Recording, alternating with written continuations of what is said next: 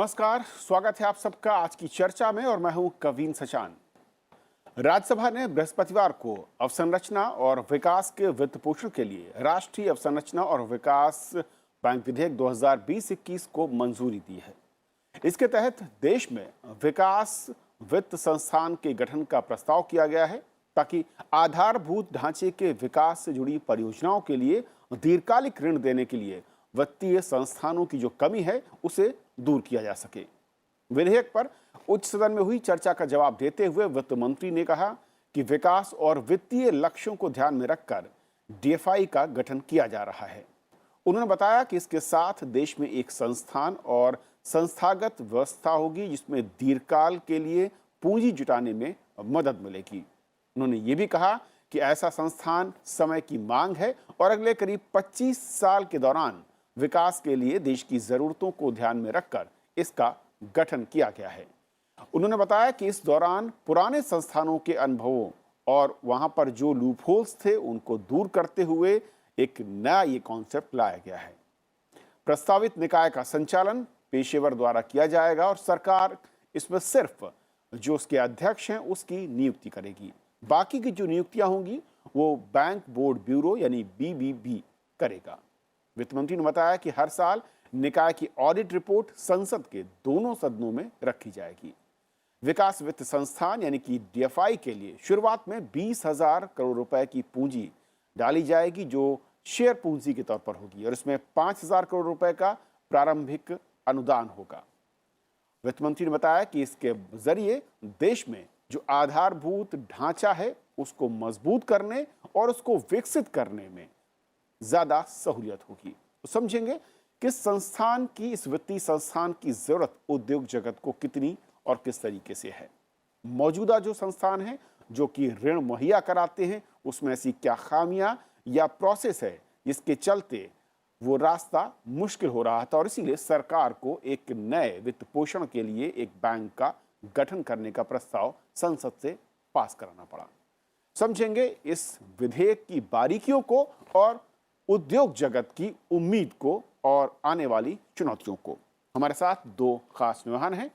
हमारे साथ चक्षु राय साहब हैं जो कि बताएंगे इस बिल की बारीकियों के बारे में, जो कि पीआरएस से हैं, प्रमुख हैं आउटरीच कार्यक्रम से। आपका स्वागत है। साथ ही फिक्की से हैं महासचिव दिलीप चनाय साहब जो समझाएंगे कि उद्योग जगत की क्या मुश्किलें थी अब तक वित्त पोषण को लेकर यानी कि फंडिंग को लेकर और किस तरीके से ये नया जो कॉन्सेप्ट है ये इसे आगे बढ़ा सकता है।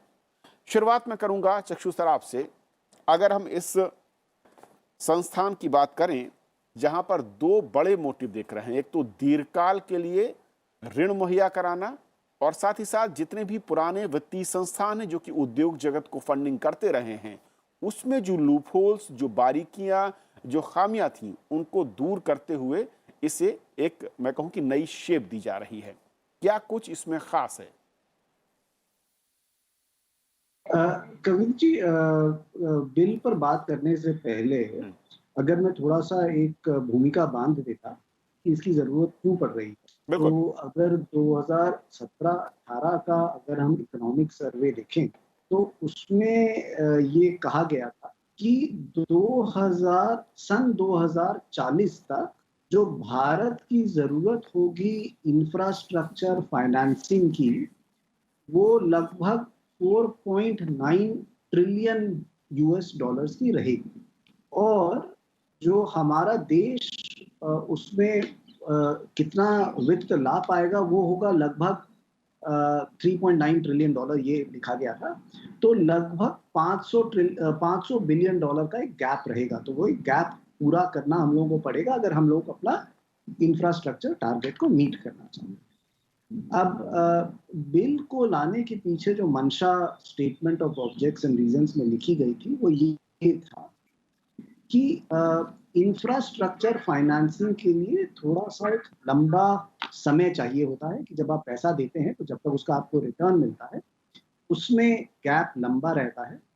तो फाइनेंसिंग ऐसा हो जो कि इतना कमर्शियल रिटर्न पर टाइड अप ना रहे कि आपको पैसा जिस बैंक ने उपलब्ध कराया है उस बैंक को वापस मिलना पड़े। तो अभी तक इंफ्रास्ट्रक्चर फाइनेंसिंग के जो सोर्स रहे हैं वो ट्रेडिशनली बैंक या फाइनेंशियल इंस्टीट्यूशंस रहे हैं, जहां पर कि जो पैसा होता है वो उतने लंबे समय तक नहीं दिया जा सकता जब तक कि एक इंफ्रास्ट्रक्चर प्रोजेक्ट बने, चालू हुए और उसके बाद प्रॉफिटेबल हो सके। तो इसीलिए इस बिल के बारे में ये सोचा गया कि एक नया जो ये इंस्टीट्यूशन बनेगा वो दीर्घ काल के लिए पैसा उपलब्ध करा पाएगा। तो पहली चीज तो ये। दूसरी चीज ये कि आपने बताया कि प्रोफेशनली रन होगा, सेंट्रल गवर्नमेंट रिजर्व बैंक के साथ बातचीत करके इस इंस्टीट्यूशन के हेड को अपॉइंट करेगी और उसके बाद नीचे के बाकी सारे ऑफिसर्स अपॉइंट किए जाएंगे। अब इस इंस्टीट्यूशन के लिए दो बड़े रोल सोचे गए। एक तो ये रोल सोचा गया है कि ये इंफ्रास्ट्रक्चर फाइनेंसिंग करेगा, वो तो करेगा ही करेगा, और दूसरा ये करेगा कि ये कुछ इंफ्रास्ट्रक्चर फाइनेंसिंग का जो एरिया है उसको डेवलप करेगा। अब उसमें जैसे कि ये कहा गया है कि बाहर से इन्वेस्टमेंट लाने के लिए क्या करना चाहिए उसके बारे में ये इंस्टीट्यूशन सोचेगा। तो ये एक उसका फिस्कल एक साइड रहेगा और एक दूसरा उसका डेवलपमेंटल साइड रहेगा। तो ये दो चीजें इस इंस्टीट्यूशन की रहेंगी। और ऐसा नहीं है कि ये सिर्फ एक ही डीएफआई रहेगा। बिल में एक थोड़ा सा ये भी कहा गया है कि अगर कोई और चाहे एक डेवलपमेंटल फाइनेंशियल इंस्टीट्यूशन को सेट करने के लिए तो उसके भी प्रावधान है, वो आरबीआई को अप्लाई करके परमिशन लेके उसको भी सेट कर पाएगा। तो मोटे तौर पर जो जैसे आपने कहा था कि भाई 5,000 करोड़ सरकार मुहैया कराएगी as a grant for setting up this institution, तो वो है। और मोटे तौर पे ये दो बड़ी चीजें रहेंगी, फाइनेंशियल फोकस रहेगा फाइनेंसिंग का और दूसरा एक डेवलपमेंटल फोकस रहेगा सेक्टर को, इंफ्रास्ट्रक्चर फाइनेंसिंग सेक्टर को कैसे डेवलप किया जाए उसके बारे। ओके चक्षु जी, मैं लौटता हूं आपके पास डिटेल्स के लिए, लेकिन उससे पहले मैं चाहूंगा कि दिलीप सर, जो ज़रूरत है जिसका जिक्र किया, बहुत महत्वपूर्ण पॉइंट मैं कहूँ कि शुरुआत में चक्षु साहब ने, कि किस तरीके से जो नीड है इस वक्त, अगर मैं इंफ्रास्ट्रक्चर सेक्टर में डेवलपमेंट की बात करूं, जो टारगेट हम लोग देखते हैं 2040 के आसपास, और उसको लेकर जो फंडिंग चाहिए, क्या मौजूदा जो फंड रेज करने के तरीके हैं या इंस्टीट्यूशंस हैं वो उतने कैपेबल नहीं हैं? वहाँ पर क्या दिक्कतें हैं कि हमें एक नए इस दीर्घकालिक ऋण के लिए एक नए संस्थान की ओर बढ़ना पड़ा है? तो कविन जी, जैसे चाक्षु जी ने बताया कि 2 या 3 अलग-अलग किस्म के परेशानियां थे। पहले तो जो उन्होंने इकोनॉमिक सर्वे को कोट किया था कि जितने हमें फाइनेंसिंग चाहिए इंफ्रास्ट्रक्चर सेक्टर के लिए, उतनी फाइनेंसिंग देश में नहीं है। वो सबसे तो जो एक दूसरा उन्होंने जो कहा था कि जो इस बिल में जो इस संस्था को जो प्रावधान दिया गया है कि आप जाकर के मार्केट से पैसा लेकर के उसको लेंड कर सकते हैं और गवर्नमेंट उसको गारंटी भी देने के लिए तैयार है, वो एक तरीके से वो पैसे जो कमी है उस पैसे में उसको एक पूरा करेगी। दूसरा जो दिक्कत थी वो ये जो मिसमैच बिटवीन रिक्वायरमेंट, क्योंकि अगर आप देखें जो नॉर्मल बैंकिंग इंस्टीट्यूशंस हैं वो 4 या 5 साल के लिए ऋण देते हैं और जो इंफ्रास्ट्रक्चर प्रोजेक्ट्स है वो 5 या 10 साल से ज्यादा एक तरीके से उनका टोटल फाइनेंसिंग साइकिल होता है। तो जो आप ये एसेट लायबिलिटी जो मिसमैच देखते हैं वो प्राइमरीली जो ये मिसमैच है वो लेंडिंग और का एक मिसमैच है। और जो इंफ्रास्ट्रक्चर के जो प्रोजेक्ट्स होते हैं वो, अगर आप रोड का एक प्रोजेक्ट ले लीजिए तो कंस्ट्रक्शन एक फेज होता है, फिर उसका जो पूरा डेवलपमेंट और टोल कलेक्शन का होता है और फिर वो मेंटेनेंस आगे आगे जा करके होता है। तो ये लंबे कई 10 या 11, 12, 15 साल कहीं के लिए ये जो लंबे इंफ्रास्ट्रक्चर प्रोजेक्ट्स हैं, इसके फाइनेंस के अवेलेबिलिटी की एक दिक्कत थी। एक पैसा नहीं था और इन फाइनेंसिंग स्ट्रक्चरिंग के लिए एक चैलेंज था। तो जो आप सोचते थे कि लोन्स रोल ओवर हो रहे हैं या उनकी अवधि बढ़ाई गई है, क्योंकि ये एक तरीके से मिसमैच था। तो ये दोनों जो चीजें इंफ्रास्ट्रक्चर के लिए ये जो नया बिल जो पास किया और नया जो संस्थान एक तरीके से लगाई है, ये इन दोनों प्रॉब्लम को सॉल्व करने का एक आगे जाके पे रास्ता है। और दूसरी बात यह है, जैसे चाक्षु जी ने बताया था कि बिल में एक प्रावधान है कि दूसरे भी डेवलपमेंट फाइनेंस इंस्टीट्यूशंस है।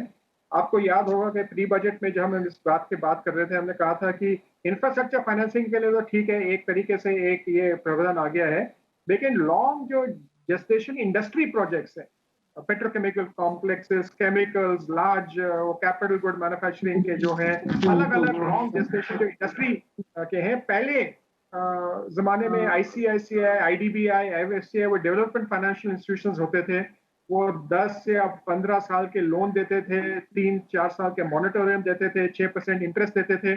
तो उस टाइम का डेवलपमेंट फाइनेंस का एक तरीका क्या है, और इस बिल में वो प्रावधान है जो अगर कोई दूसरा फाइनेंशियल इंस्टीट्यूशन अगर ऐसी डेवलपमेंट फाइनेंस का शुरू करना चाहे तो वो भी पॉसिबल है। तो इंफ्रास्ट्रक्चर की एक समस्या है, इंडस्ट्रियल इन्वेस्टमेंट की एक दूसरी समस्या है। इंफ्रास्ट्रक्चर में एक अवेलेबिलिटी का है और एक टेन्योर का है। ये जो इंफ्रास्ट्रक्चर और ये तीनों चीज, ये बिल एक तरीके से उनको एड्रेस करता है। लेकिन दिलीप सर, एक और चीज़ की जिस तरीके से चक्षु बता रहे हैं कि इस बिल में एक प्रावधान है कि ये जो संस्थान होगा, ये जो वित्त पोषण संस्थान बनाया जा रहा है, जिसकी कल्पना की गई है, ये फंडिंग को रेज करेगा, यानी कि जो कॉर्पस है उसको बढ़ाने की कोशिश करेगा, और वहीं दूसरी ओर लॉन्ग टर्म ऋण उपलब्ध कराने की बात यहाँ पर कही जा रही है। लेकिन इससे पहले जो संस्थानों का अनुभव रहा है फंड को रेज करना, अगर मार्केट से कहें, और अगर लॉन्ग टर्म में उसको मैं कहूँ कि ऋण के तौर पर उपलब्ध कराना, वहाँ पर कई सारी चुनौतियाँ रही हैं। तो कैसे ये अलग होगा, और पिछले अनुभवों से या पिछले जो मैं कहूँ कि चुनौतियाँ हैं उससे कैसे ये आगे निकल पाएगा? कविन, ऐसी जो आप कहें जो बैंक्स है, हम जैसे आप और चाक्षु जी और मैं जो बैंक में डिपॉजिट करते हैं 3 साल के लिए, 4 साल के लिए, मैक्सिमम 5 साल के लिए, वो हम डिपॉजिट करते हैं, उसको आगे लेंड करते हैं। तो जो इंडिविजुअल जो बैंक्स है वो नॉर्मल मार्केट से short term, normally short term 5 साल पैसा होता है, और इसलिए जब वो लॉन्ग टर्म एक तरीके से फंडिंग नहीं कर सकता। और अभी आप देखिए कि जो इंटरेस्ट रेट्स घटाए गए हैं, बैंक्स इंटरेस्ट रेट इसलिए नहीं घटा सकते क्योंकि कई डिपॉजिट है जो हायर इंटरेस्ट रेट पे अभी भी जारी है। तो ये जो संस्था है, ये पब्लिक से डिपॉजिट नहीं लेगी, ये इंस्टीट्यूशनल इन्वेस्टर्स, बाकी इन्वेस्टर्स से लॉन्ग टर्म डिपॉजिट्स लेगी। और जो ये शॉर्ट टर्म डिपॉजिट्स और लॉन्ग टर्म लेंडिंग के बीच में जो एक तरीके से जो प्रॉब्लम है, वो दूर हो जाएगा। और ऐसे पैसे रेस करने के लिए कहीं अगर जरूरत है तो इस बिल में ये भी प्रावधान है कि सॉवरेन गारंटी भी दे सकते हैं। तो इससे जो ये संस्था को लॉन्ग टर्म फाइनेंसेस रेस करने में एक काफी सुविधा होगी, और ये मिसमैच जो करंट बैंकिंग सिस्टम के द्वारा जो होती थी वो नहीं होगा। ओके, चक्षु जी, मैनेजमेंट की अगर बात आता हूँ, क्योंकि किसी भी संस्थान का आउटपुट क्या है, क्या वो गोल को अचीव कर पा रहा है, ये बहुत कुछ निर्भर करता है उसके मैनेजमेंट पर। इस विधेयक में अगर हम कहें कि जो अध्यक्ष की नियुक्ति है वो सरकार की ओर से नामित नजर आ रही है, लेकिन इसके अलावा जो बाकी भी मेंबर्स होंगे उसको बीओबी नियुक्त करेगा, क्योंकि सदन में चर्चा के दरमियान इसको लेकर काफ़ी ज़्यादा मैं कहूँ कि सवाल भी हुए और एक कंसर्न भी रखा गया। हाँ, तो कबीर जी, जब हम कभी भी किसी कानून को देखते हैं तो वो जो कानून एक ढांचा प्रस्तुत करता है कि वो संस्थान कैसे चलेगा। तो जो इस कानून में ये कहा गया है कि जो संस्थान है इसको चलाने की प्रक्रिया ये रहेगी कि एक तो संस्थान के जो चेयरमैन है वो आरबीआई के साथ, सेंट्रल गवर्नमेंट के साथ कंसल्टेशन में अपॉइंट होंगे, और उसके बाद जो नीचे के बड़े ऑफिसर्स हैं और इंडिपेंडेंट डायरेक्टर्स हैं उनकी अपॉइंटमेंट का भी एक प्रोसेस रखा गया है। अब डेवलप फाइनेंस वैसे ही एक स्पेशलाइज्ड टॉपिक है, और डेवलपमेंटल इंफ्रास्ट्रक्चर डेवलपमेंट फाइनेंस उसमें एक और स्पेशलाइजेशन हो जाती है, बिकॉज उसमें जो अधिकारी होते हैं उनको जो उनकी जो सोच होती है वो 5, 6, 7 साल की नहीं होती, जैसे जो कि एक नॉर्मल बैंकिंग सेक्टर में आप देखते हैं कि भाई आपने ऋण दिया और आपको वो पैसा 4 साल या 5 साल में आना है। आपको ये देखना है कि जो प्रोजेक्ट आप फाइनेंस करने जा रहे हैं उसमें आपकी भागीदारी सिर्फ पैसे की भागीदारी नहीं होगी, आपकी भागीदारी पैसे के अलावा एज अ पार्टनर की भी भागीदारी रहेगी। तो दोस्त प्रोफेशनल्स जो कि उसमें अपॉइंट करेंगे वो काफ़ी ज़रूरी हो जाते हैं।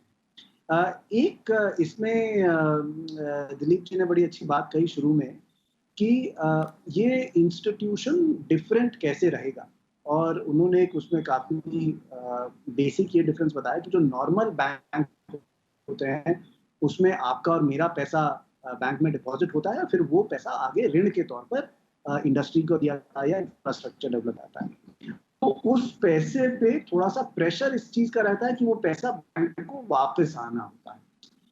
इस इंस्टीट्यूशन की खूबी ये रहेगी कि एक तो इसमें पैसा सरकार से आएगा, दूसरा इसमें पैसा ये इंस्टीट्यूशन आरबीआई से ले सकता है, mutual fund, other financial institution से ले सकता है, और इसका जो शेयर कैपिटल सोचा गया है वो 1 लाख करोड़ सोचा गया है, और उसमें एक ये भी प्रावधान है कि जो सरकारी उसमें शेयर होगा, तो जब ये शुरू होगा तब तो 100% सरकारी होगा, बट जब धीरे धीरे इसमें जो सरकार का हिस्सा है वो घटा के 26% तक उसको लाया जा सकता है। तो इसका मतलब ये है कि जो बाकी फाइनेंशियल इंस्टीट्यूशंस हैं वो इसमें अपना पैसा डाल पाएंगे।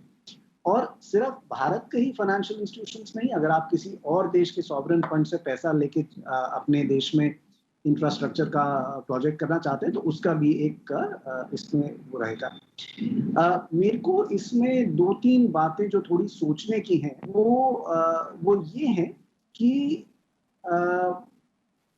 पिछले 10-15 सालों में जो हमारा एक्सपीरियंस रहा है, हमारे पास काफी अलग अलग तरह के एग्जिस्टिंग डेवलपमेंटल फाइनेंस इंस्टीट्यूशंस रहे हैं, आईएफसीआई रहा है, आईडीबीआई रहा है।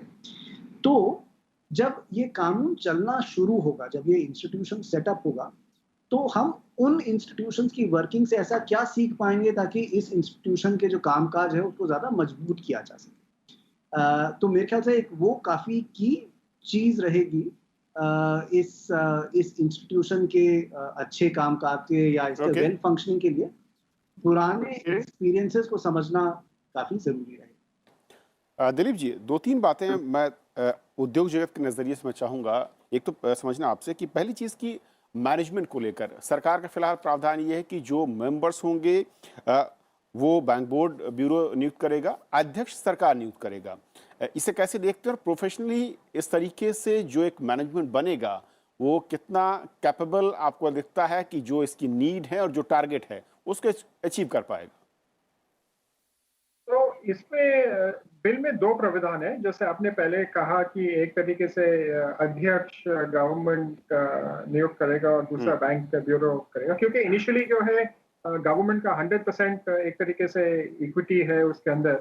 तो ये प्रावधान अलग अलग प्रश्न से एक तरीके से उसको प्रोटेक्ट करेगा, क्योंकि ये कह सकते हैं कि अगर आपका जो 100% गवर्नमेंट का पैसा है तो आप किसी और को क्यों उसको एक तरीके से नियुक्त करते हैं। एक्चुअली नियुक्ति या जो पर्सन है उसके ऊपर ज्यादा डिपेंड नहीं होता, जो पूरा इकोसिस्टम है। अगर आरबीआई गवर्निंग इसके जो रूल्स रेगुलेशन उसको एक तरीके से सही करे और जो फाइनेंस मिनिस्ट्री उसको एक आर्म्स लेंथ रिलेशनशिप पे करे, तो कौन चेयरमैन को नियुक्त करता है, क्या होता है, बोर्ड क्या कॉम्पोजिशन है, वो काफी उसके ऊपर असर नहीं पड़ेगा।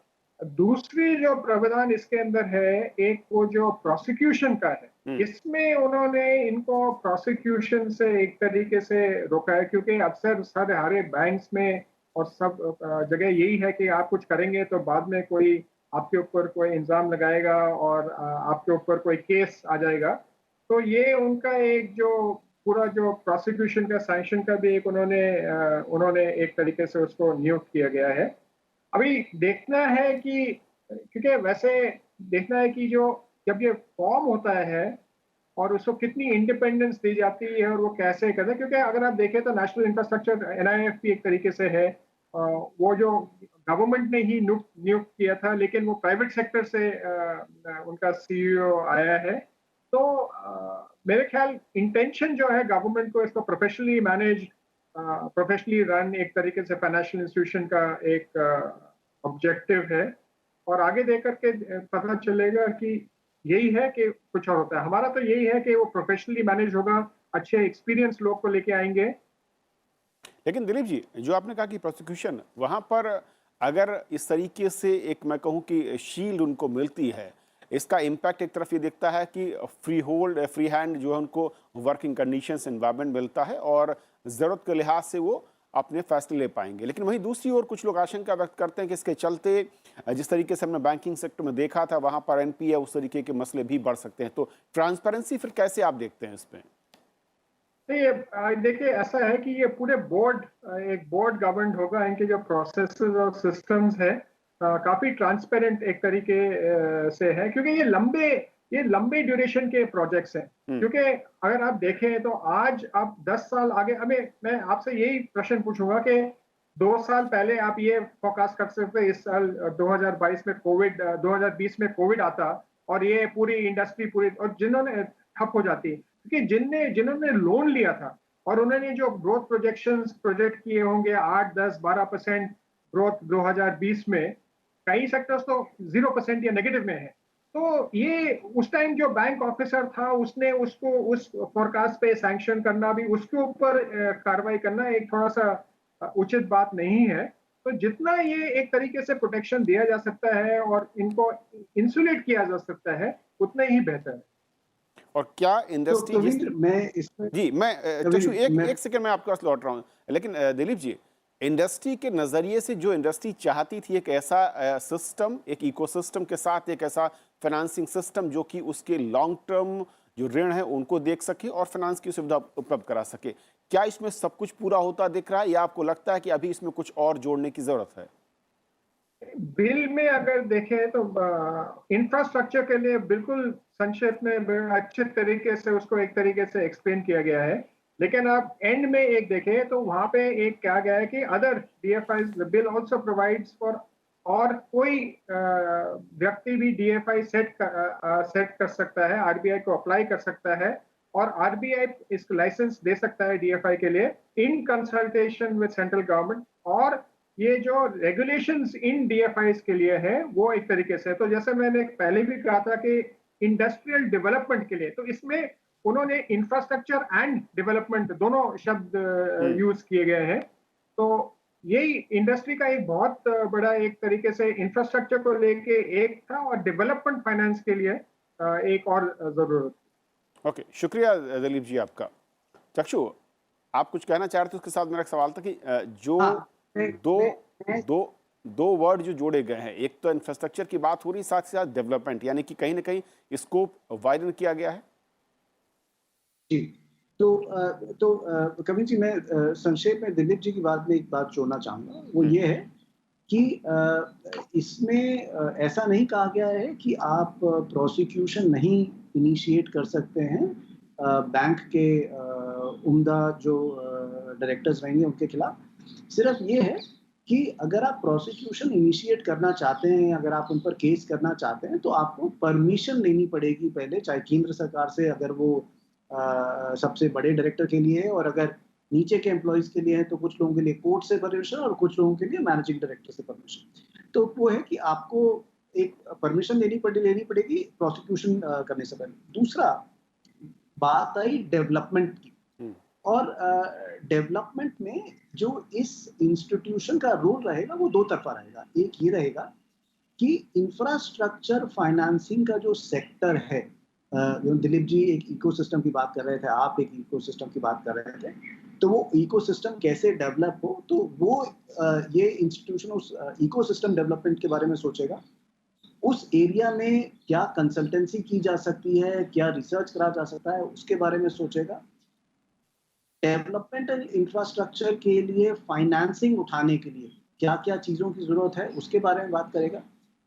मैं एक रिपोर्ट पढ़ रहा था सरकार की, जिसमें कि ये लिखा हुआ था कि भाई ये डेवलपमेंटल फाइनेंसिंग या इंफ्रास्ट्रक्चर फाइनेंसिंग के लिए ना गैप क्यों आता है। तो एक उसमें ये कहा गया था भाई गैप इसलिए आता है कभी कभी कि जो परमिशन चाहिए किसी बड़े इंफ्रास्ट्रक्चर प्रोजेक्ट को करने के लिए, चाहे लैंड की परमिशन चाहिए, एनवायरमेंटल की परमिशन चाहिए, उसमें काफ़ी समय लग जाता है, इसीलिए भी कभी कभी फाइनेंसिंग में गैप आ जाता है। कभी कभी जो पब्लिक और प्राइवेट सेक्टर के जो प्रोजेक्ट्स चलते हैं वो प्रोजेक्ट्स थोड़े से स्ट्रेस्ड हो जाते हैं, तो उस वजह से गैप आ जाता है। तो जो ये इंस्टीट्यूशन है, आप इसे सिर्फ बैंक के नज़रिए से ना देखें कि एक ऐसा बैंक जो कि इंफ्रास्ट्रक्चर फाइनेंस प्रोवाइड करेगा। इसका ऑब्जेक्टिव इंफ्रास्ट्रक्चर फाइनेंस प्रोवाइड भी कराना है और थोड़ा बहुत सेक्टर को भी डेवलप करना है अलग अलग तरीकों से।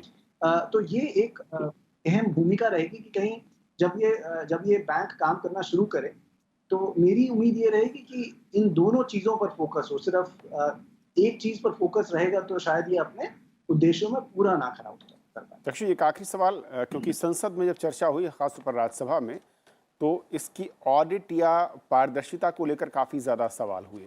क्या असल में ये विधेयक प्रावधान करता है, चाहे उसकी मैं कहूँ कि ऑडिटिंग की बात करें या उसकी रिपोर्ट्स या उसकी जो फाइनेंशियल डेटा होंगे उसको चेक करने और उसको रखने को लेकर? हाँ, तो जब बहस हो रही थी तो काफ़ी सारे सदस्यों ने बात ये उठाई कि ये जो संस्थान है इसकी ऑडिट सीएजी को करनी चाहिए, और अगर सीएजी इसकी ऑडिट करेगी तो इस पर ज़्यादा सूक्ष्मता से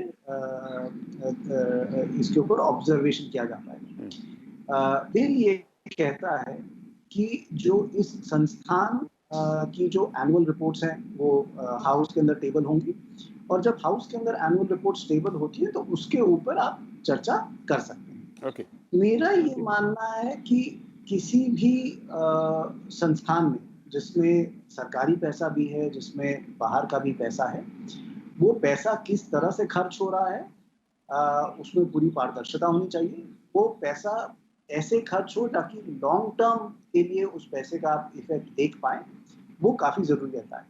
तो अगर फ्री हैंड दिया जा रहा है तो वो एक अच्छी बात है, और उसी फ्री हैंड के साथ पार्लियामेंट को ये भी देखना पड़ेगा कि इस इंस्टीट्यूशन जो कि एक ये काफ़ी इम्पोर्टेंट चीज़ के लिए सेट किया जा रहा है, इस इंस्टीट्यूशन पर संसद की नज़र भी एक पैनी काफ़ी चौकन्ना संसद की इस पर नज़र रहे कि ये इंस्टीट्यूशन अपना काम कर पा रहा है कि नहीं कर पा रहा। अब वो चाहे सीएजी की ऑडिट से हो या कोई स्पेशल ऑडिट उसकी कराई जाए, वो फिर संसद को देखना। ओके, बहुत बहुत शुक्रिया दक्षु आपका इस चर्चा में जुड़ने के लिए। तो आज की इस चर्चा में फिलहाल इतना ही। नमस्कार।